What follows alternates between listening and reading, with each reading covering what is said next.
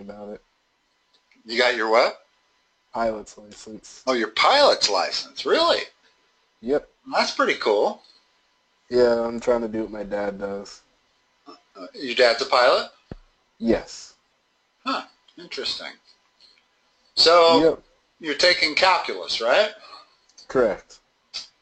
I reviewed our last session that we had at the end of last year where you were dealing with limits and stuff. Yeah, I'm with a different teacher this time, so I didn't end off or start off there anymore. Okay, well, calculus is taught pretty much the same way with everybody. You learn limits, and then you learn differential calculus, and then you learn integral calculus. Okay. Because So that when did you actually start back to school? Was it just yesterday or today? yesterday. Yep, Yesterday. yesterday. So you probably don't have material. Actually, believe it or not, I do. Okay, cool. Is it something you can verbalize, or is it something you need to send me a picture of? I can verbalize it actually. Okay. So, what we've been doing lately, actually, I'd rather send you a picture, but I'll just explain what we've been doing first, and I'll send you a picture. Okay. So, pretty much what we've been doing is working with equalities and um, what's the names? Let me think. Absolute values Okay. and finding repeating digits and fractions and solving for x. Okay. I'm sending you an email right now. All right.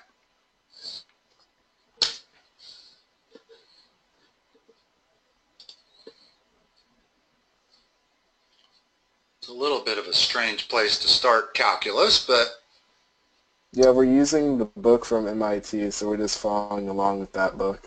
okay.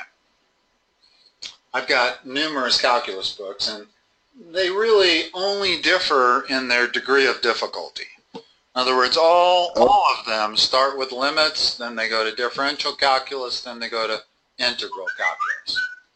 Um, okay.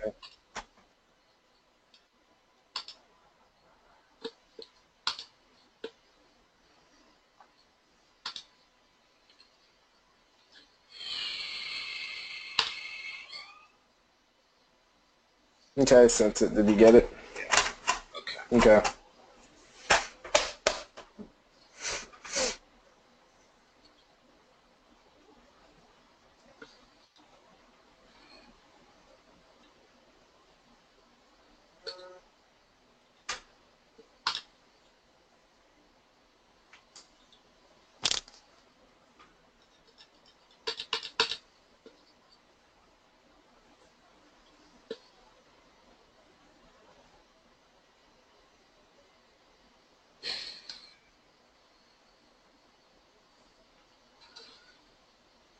Well, how do I figure out number one?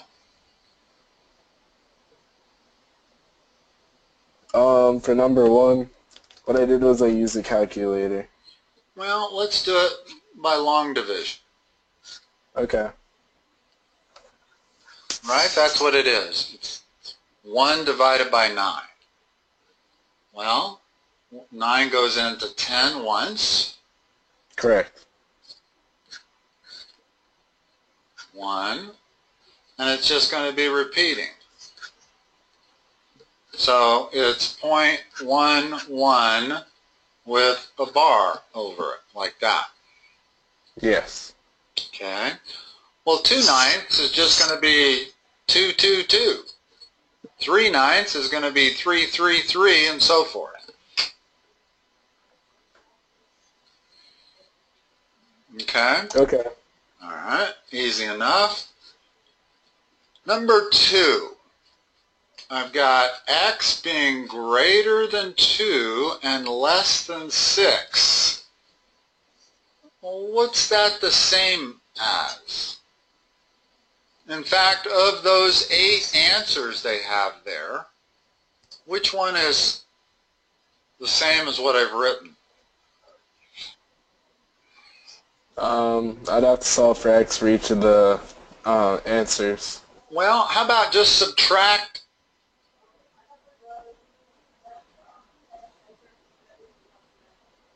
2 from each side? Okay. other words, if I subtract 2 from that, I get 0. Yeah. Now x has to be less than 4. Hold on. I didn't do that right. Okay. I can subtract 2 from everything, but I have to do it from everything. In other words, I'd have to do this. I'd have to subtract 2 from the middle also. Okay. Okay? And that doesn't help me. I'm trying to solve for x. Well, can I graph that first one?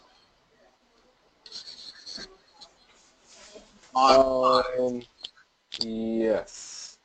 Okay, there's 0, there's 2, there's 6. My graph goes open or closed dot? Open. That's the graph of it. So x has to be between 2 and 6. Yes. Okay, now, A, not correct, right? A says it has to be between 0 and 4. Some more than one of these might be true. So is B true? 0 is greater than x minus 2 is less than 4. Add 2 to all 3 pieces. What do you get? 2 is less than x is less than 6. Same thing. Yes. So B is the same thing also. B is true. Okay. C, what do I have to do to get x in the middle by itself? I have to multiply by 2. Which gives you 2 is less than x is less than 6. That's also the same thing. So that's true. That's true. How about D?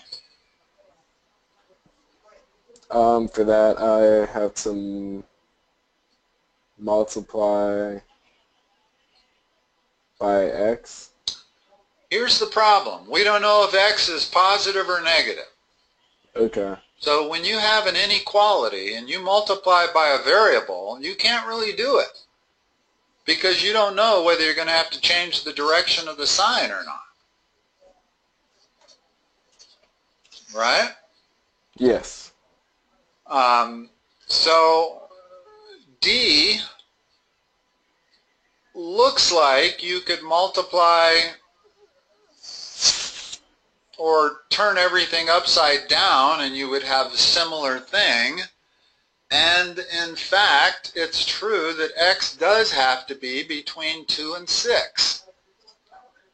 How do we prove it?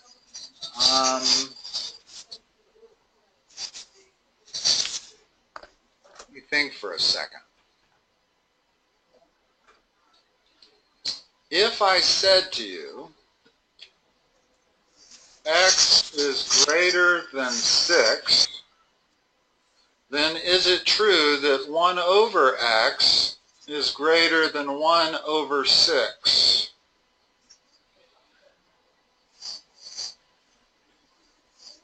One over x greater than 1 over 6. Could I cross multiply? Is the bottom one true?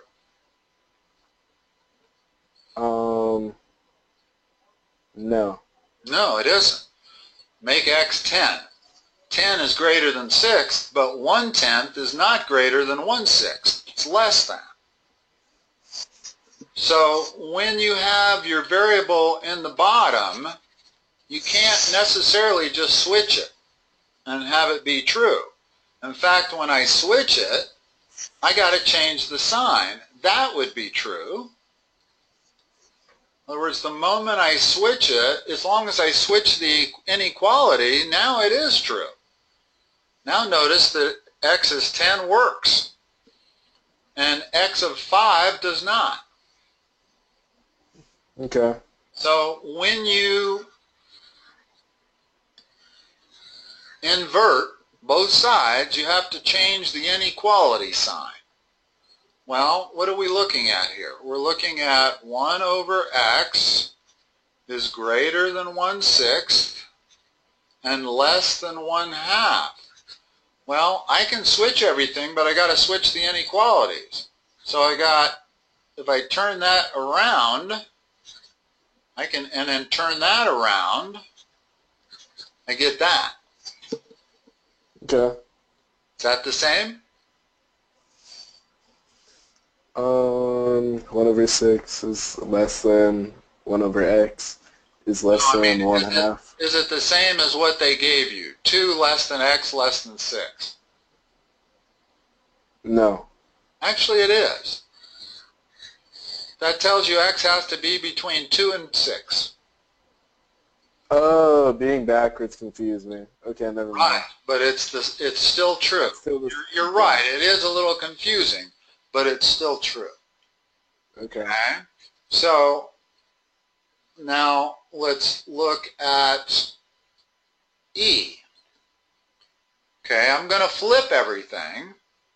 So I'm going to have 1 over 1 is greater than x over 6 is greater than 3.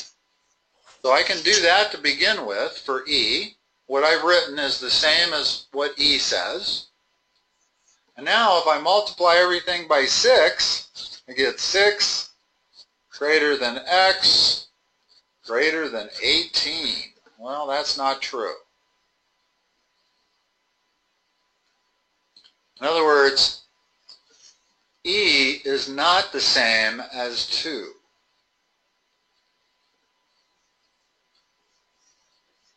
Okay.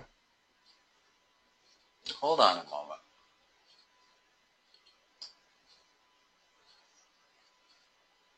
Sure looks the same. In other words, if I try values for x like 3, 4, and 5, all of those work. 3 works, 4 works, 5 works. E is the same as that.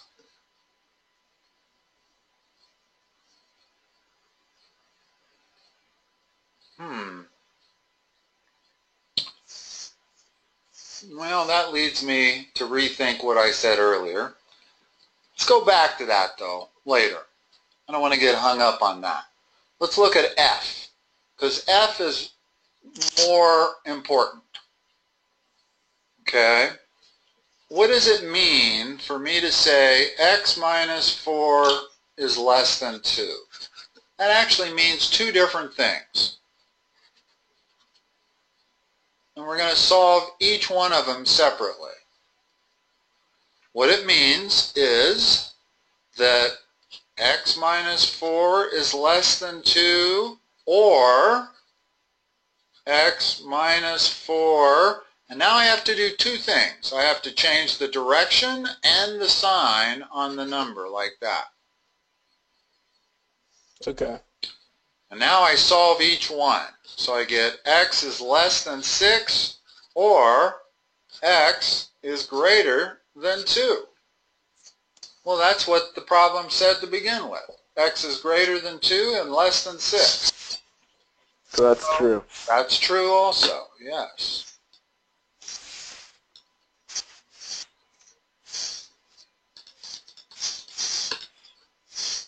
But notice that when I solve this inequality, I never change what's inside the absolute value signs. This one says x minus 4, this one says x minus 4.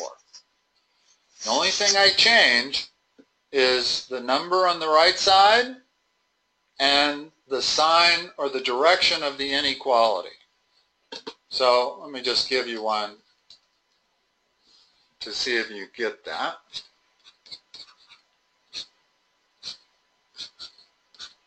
What's that mean? What two things does that mean? X plus 3 is less than 10. Or X plus 3 is less than negative 10. greater than. Or greater. Yeah, you switch both of them. You got to do two things. Always remember you got to do two things. If that's an equality instead of an inequality, in other words, let's make it an equality like that. Now you only have to do one thing. In other words, equals is easier than inequalities because what this means is x plus 3 equals 10 or x plus 3 equals negative 10. In other words, I only have to do one change there. So when you're dealing with absolute values and equations, it's a little easier than absolute values and inequalities.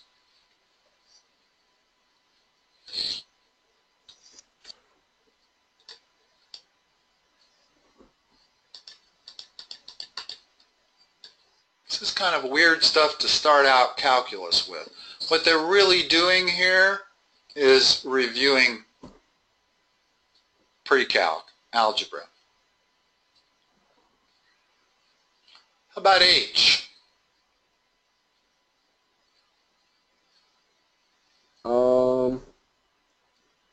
So negative 6 is less than negative x is less than negative 2. So that's the opposite pretty much. Well, how can I make that look like x only? Multiply everything by negative 1. Okay, and when you do that, you have to change the direction of these signs. So you get x is greater than 2 Okay, so it would be and less than 6. Is greater than? Correct. It would be 6 is greater than x is greater than 2. Well, that's what this says also. X is between 2 and 6. Okay? So it looks like the only one that isn't true is A. Now E, proving that is true is proving to be a little harder than, now I get it. Now I get it. Let's look at E again.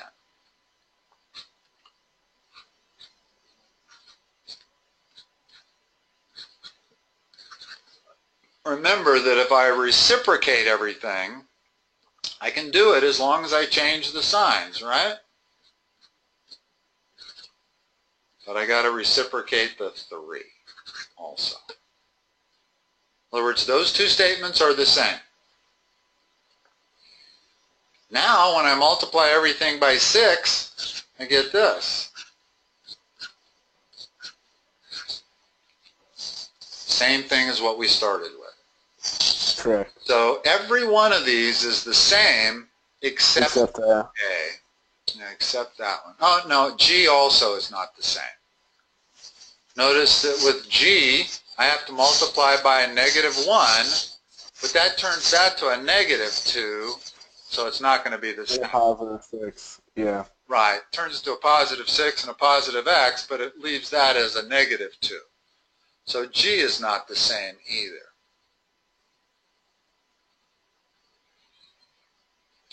What's the answer for 3?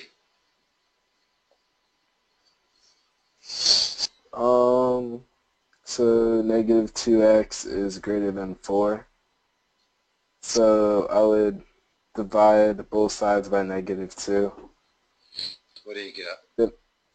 Then x will be greater than negative 2. Less than negative 2. So you switch the sign whenever you do division? Whenever you divide or multiply by a negative number and you have an inequality, you switch the direction of the inequality. Okay. That's all it takes is dividing or multiplying by a negative number. Or reciprocating. In other words, up here we reciprocated. And we switch the signs also. Okay. What's 4? Just for review. 5x minus 3 is less than or equal to 7 minus 3x. I would have to get the x's on one side and the normal numbers on the other side, or the coefficients. So I get, what's the next line? Plus 3x and plus 3.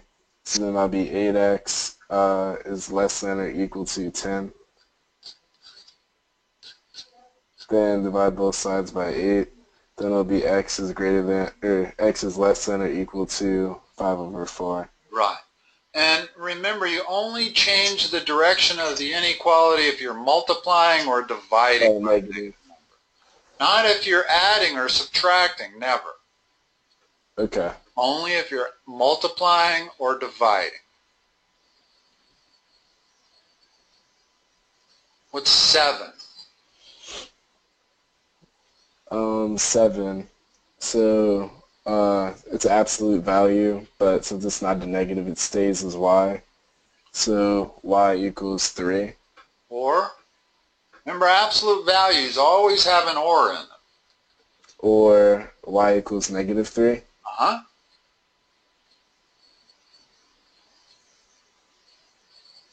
Then number 8, so 2t plus 5 equals 4, or 2t plus 5 equals negative 4. Yeah, and the reason I always write them horizontally like this is because we're going to solve them vertically, right?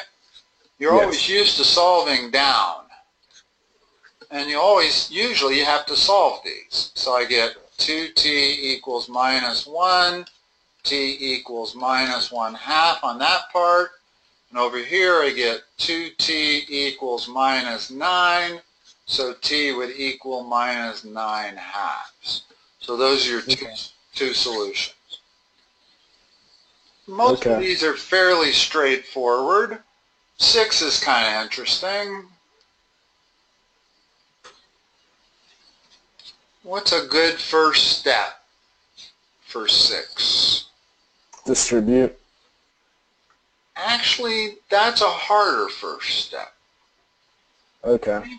Think about, rather than automatically distributing, is there a way I can multiply by a number and get rid of my denominators?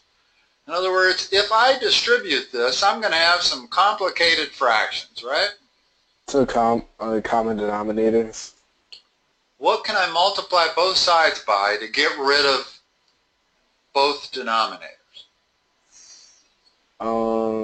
15. Okay. So multiply this side by 15. It's a positive 15, so I don't have to worry about changing anything. What do I get on the left? You will get 60 on the left. Well, let's reduce. Always reduce. So 60 over 3 times 4, 5. that's 12. Yes, that's 12. Don't bring in big numbers into a problem unless it's necessary. You don't want to have to reduce 60 divided by 5. It's much easier to reduce 15 divided by 5 is 3. Then 3 times 4 is 12. On the right side, what do you get?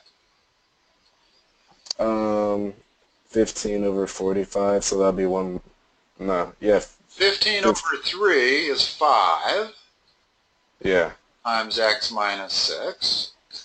Now, notice how much easier this problem is than what we were looking at in the beginning. I don't have any fractions. Now I can distribute. And I avoid fractions, which is the key. Avoiding the fractions. Now I can just move the 5x over, so I get 7x is less than minus 6. X is less than minus 6/7.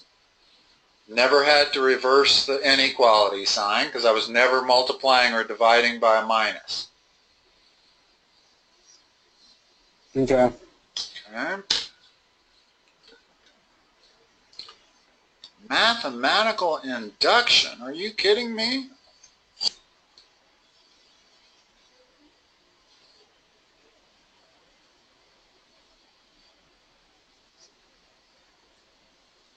All right.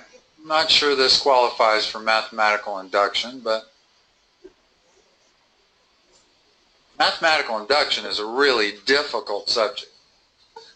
Really difficult. However, these problems are not difficult. Now, I said that you have to switch the inequality sign whenever you're dividing or multiplying by a negative number, right? Well, there's Yes. one other situation, and that's where you're taking the square root of both sides. If I take the square root of both sides here, I cannot just do this. I can't even do that.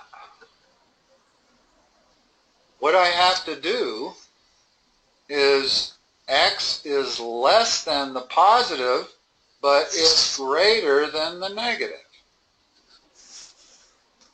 So that's what I have to do.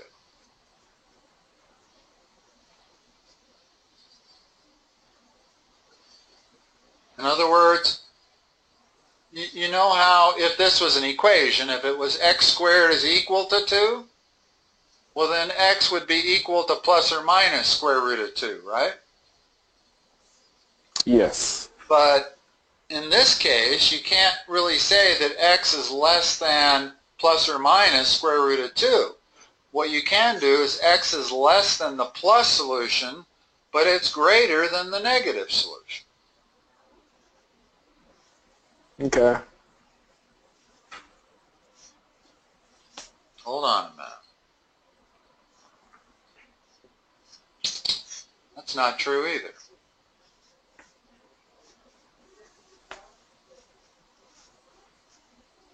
X can't be 10. That's true. X has to be between, X is between those two only. That's why they say graph it. In other words, the solution, here's minus square root of 2, here's plus square root of 2, and this solution is an and, not an or. X has to fall in that area right there, such that x squared would be less than 2. It's a little bit of a distinction between and or. And in this case, it's and. In other words, x has to be less than plus square root of 2, and it has to be greater than minus square root of 2. Okay. All right. It's a good place to stop. We're just doing a half hour tonight, right? Yep. I'll probably do an hour tomorrow. Okay. Sounds good, Taylor. Good to have you back. Okay. Thank you. Bye-bye. I'll talk to you tomorrow. Okay. Okay. Bye.